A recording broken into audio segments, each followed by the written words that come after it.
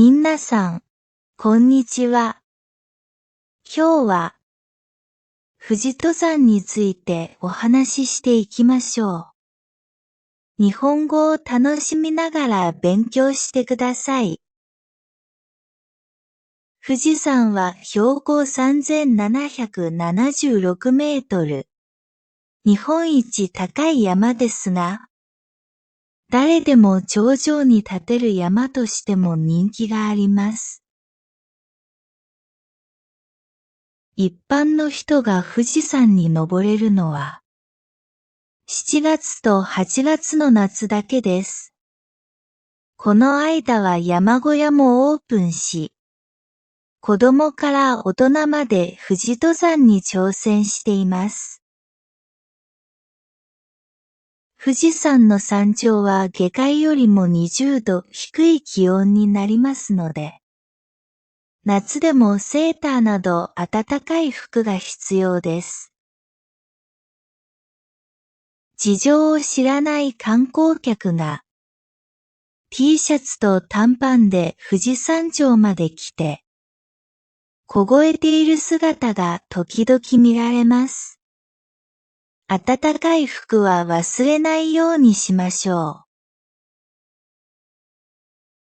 富士山の山頂を目指す場合、よくあるコースは5合目までバスで行き、昼頃から登り始め、8合目か9合目の山小屋に宿泊。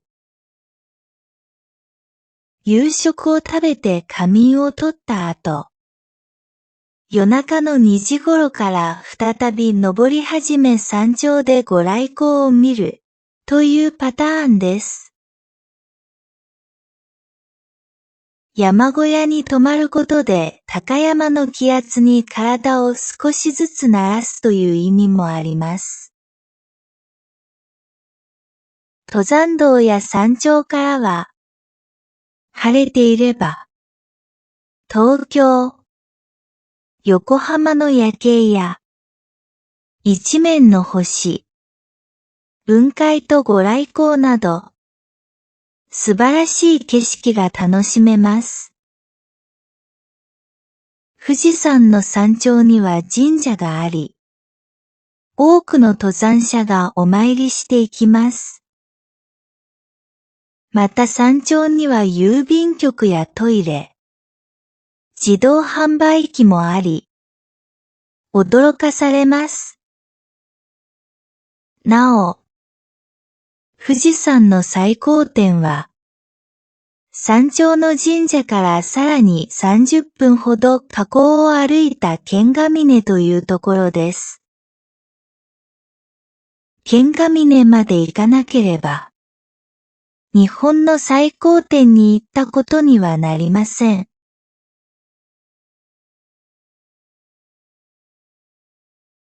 富士山は標高3776メートル。日本一高い山ですが、誰でも頂上に立てる山としても人気があります。一般の人が富士山に登れるのは、7月と8月の夏だけです。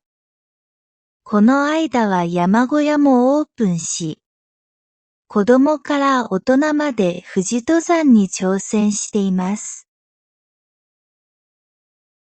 富士山の山頂は下界よりも20度低い気温になりますので、夏でもセーターなど暖かい服が必要です。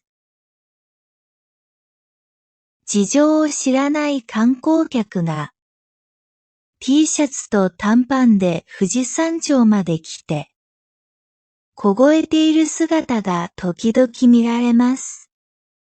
暖かい服は忘れないようにしましょう。富士山の山頂を目指す場合、よくあるコースは5合目までバスで行き、昼頃から登り始め、8合目か9合目の山小屋に宿泊。夕食を食べて仮眠をとった後、夜中の2時頃から再び登り始め山頂でご来光を見るというパターンです。